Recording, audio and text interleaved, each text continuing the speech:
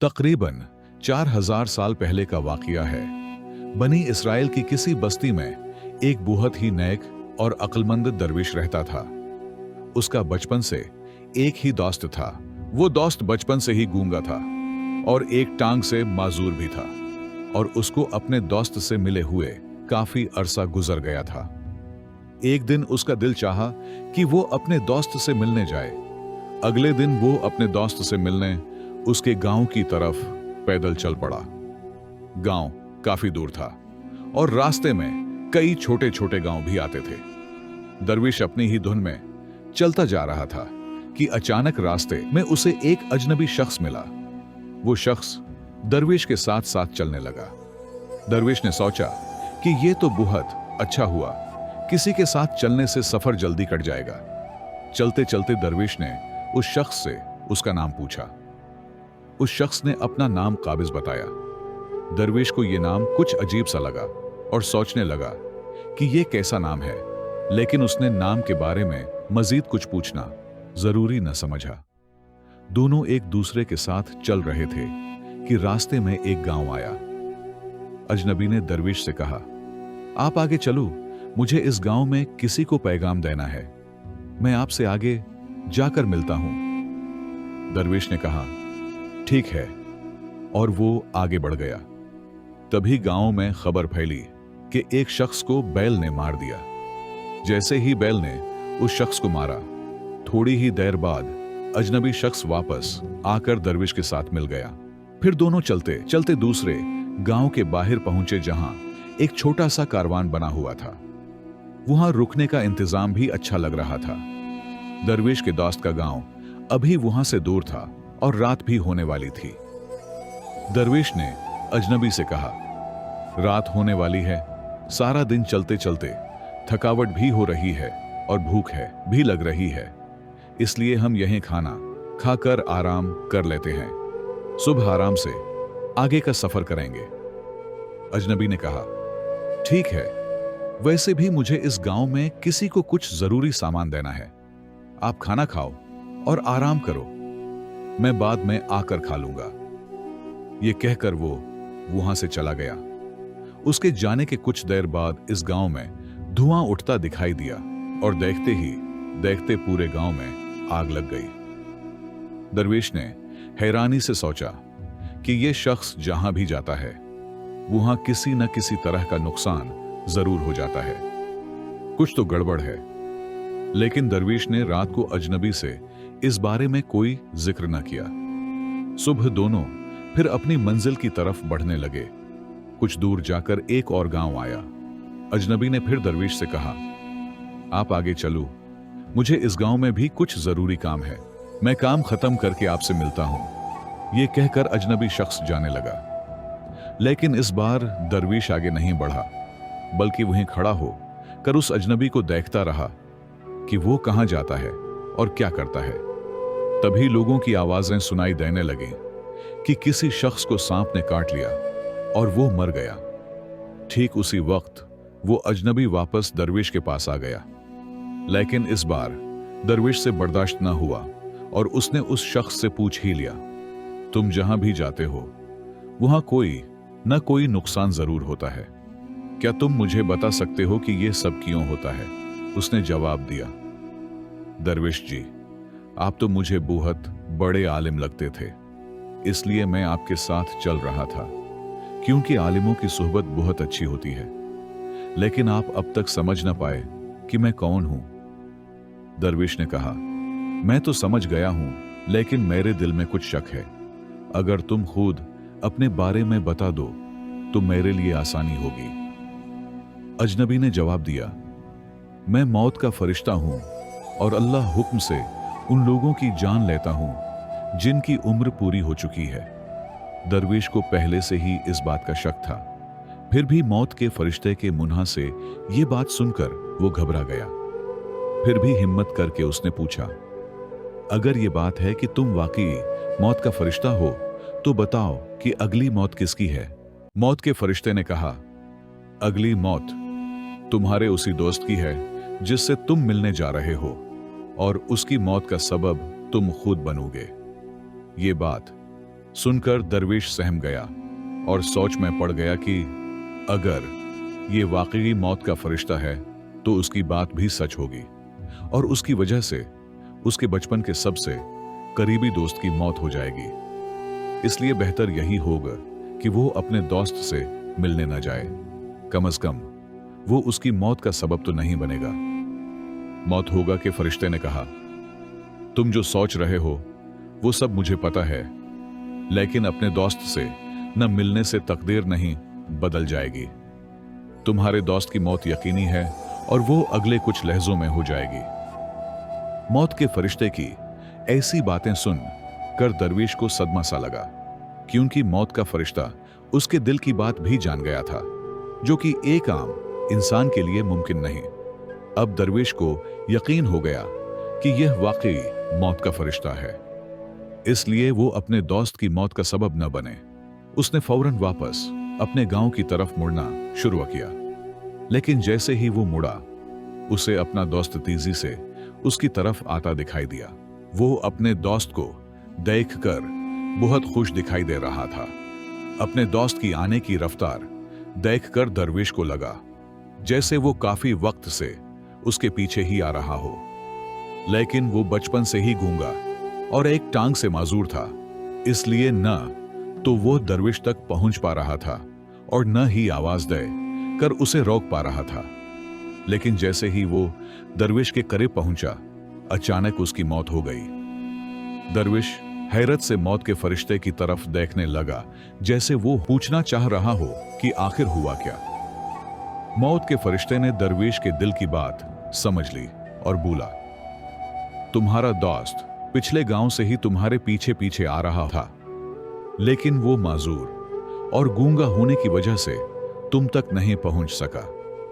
उसने अपनी सारी ताकत लगा कर तुम तक पहुंचने की कोशिश की, लेकिन बुढ़ापे में जवानी जैसी ताकत नहीं होती, इसलिए दिल का दौरा पड़ने से तुम्हारे दोस्त की मौत हो गई, क्योंकि वो तुमसे मिलने के लिए अपनी हदूद से बढ़कर तुम्हारे पीछे भाग रहा था, इसलिए तुम ही उसकी मौत का सबब बने। दरवेश को यकीन हो चुका था कि वो वाक़िफ़े मौत का फरिश्ता है और उसका काम जानदारों की जान लेना है। दरवेश एक आलिम इंसान था, इसलिए वो ये भी जानता था कि मौत पर किसी का बस नहीं चलता। हर जानदार को एक ना एक दिन मरना ही है। यही सोचकर उसने खुद को संभाल लिया, लेकिन अचानक दरवेश के दिल में अपनी मौत के बारे में जानने की ख्वाहिश जागी। उसने मौत के फरिश्ते से कहा, जब मेरे दोस्त की मौत होनी थी तो तुम शुरू से ही मेरे साथ क्यों चल रहे थे? मौत के फरिश्ते ने जवाब दिया, मैं तो सबके साथ चलता हूं और हर पल चलता हूं, लेकिन लोग पहचान नहीं पाते, क्योंकि लोगों के पास अपनी परेशानियों के अलावा किसी और शख्स, चीज या वाकये के बारे में सोचने या उसे देखने और समझने का वक्त नहीं होता। दरवेश ने कहा, क्या तुम बता सकते हो कि मेरी मौत कब और कैसे होगी? मौत के फरिश्ते ने कहा, अगरचा किसी आम जानदार के लिए यह जानना मुनासिब नहीं, क्योंकि कोई भी अपनी मौत के बारे में जानकर दुखी ही होता है, लेकिन तुम आलिम इंसान लगते हो और अपने दोस्त की मौत को जितनी आसानी से बर्दाश्त कर लिया, उसे देख कर लगता है कि तुम अपनी मौत के बारे में जानकर भी दुखी नहीं होगे।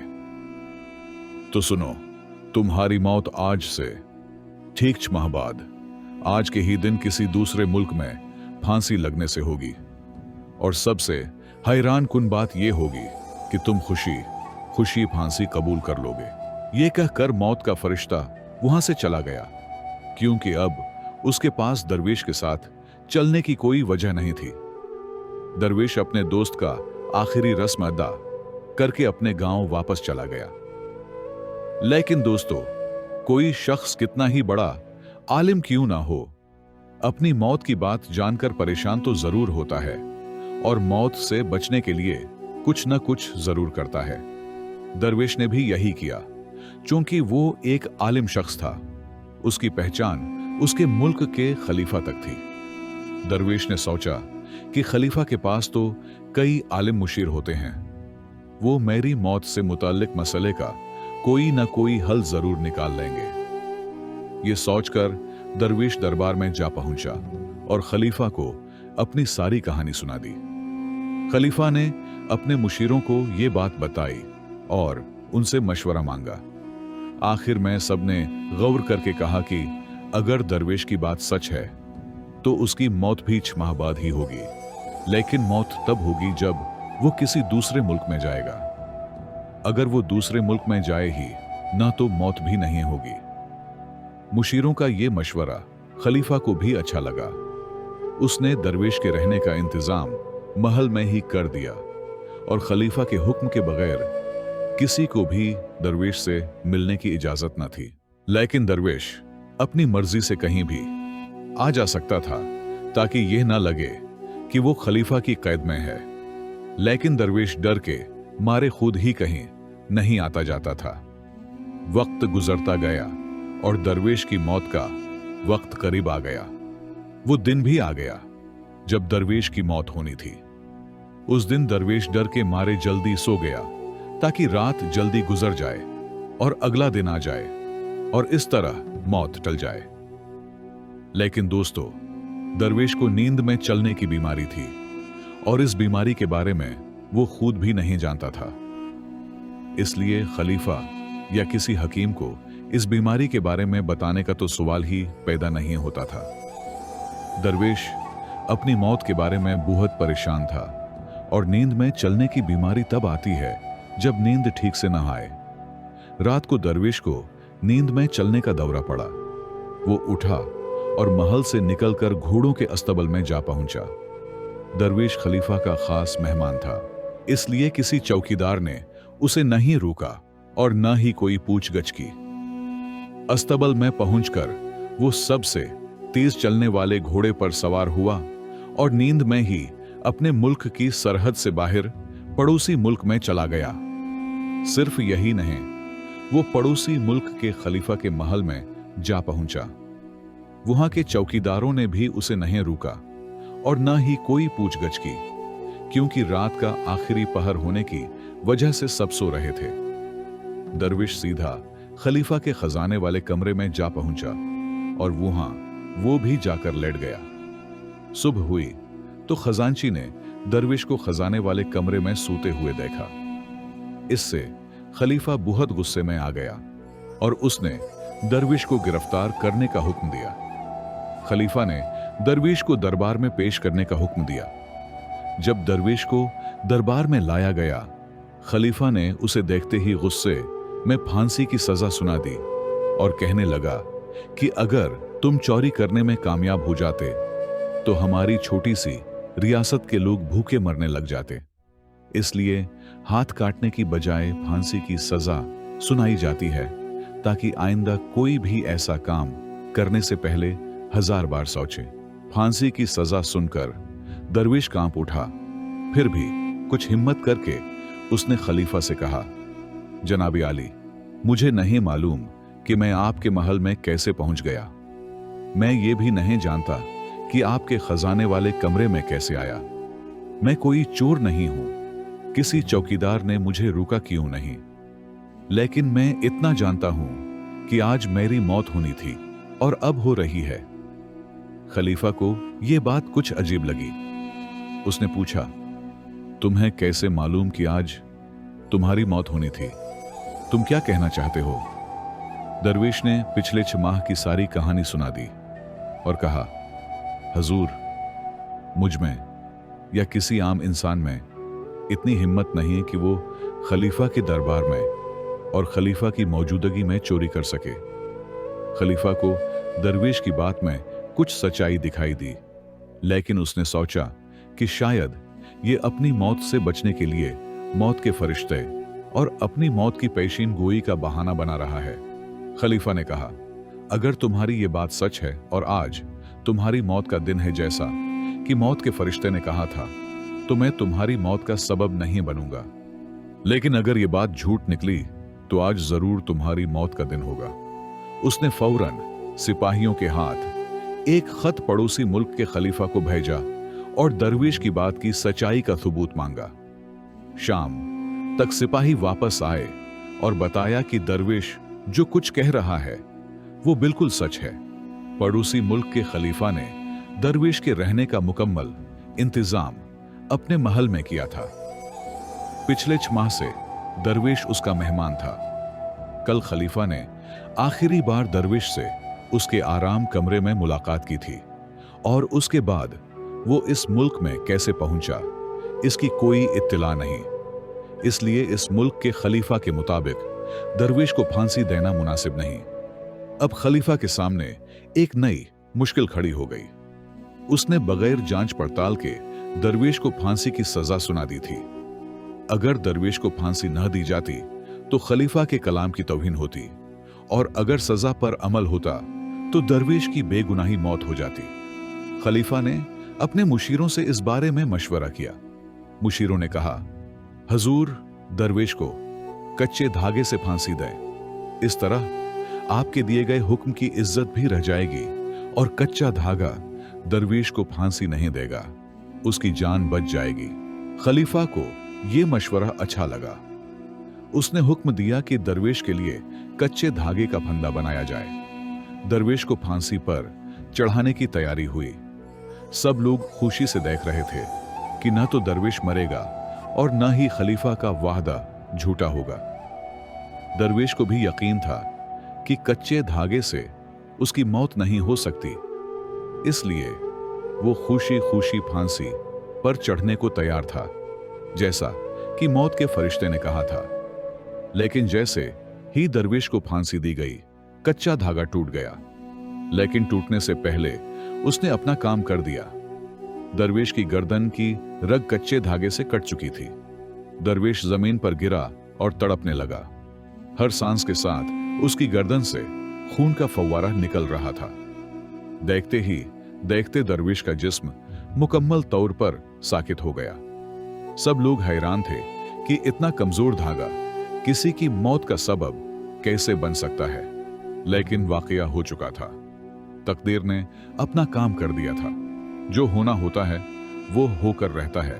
दोस्तों, इस कहानी से हमें यह सबक मिलता है कि हम चाहे कितनी ही एहतियात करें, कितने ही तदाबीर कर लें, लेकिन हम कभी भी किसी भी सूरत में तकदीर के लिखे को नहीं मिटा सकते। हर वाकया और उसकी पूरी तरतीब पहले से तयशुदा होती है। हम उसे जर्रा सा भी उधर इधर नहीं कर सकते। इसीलिए खुदा ने हमें मुस्तकबिल जानने की ताकत नहीं दी ताकि हम अपनी जिंदगी को बेहतर तरीके से जी सकें। यही बात इस दरवेश पर भी सादिक आती है।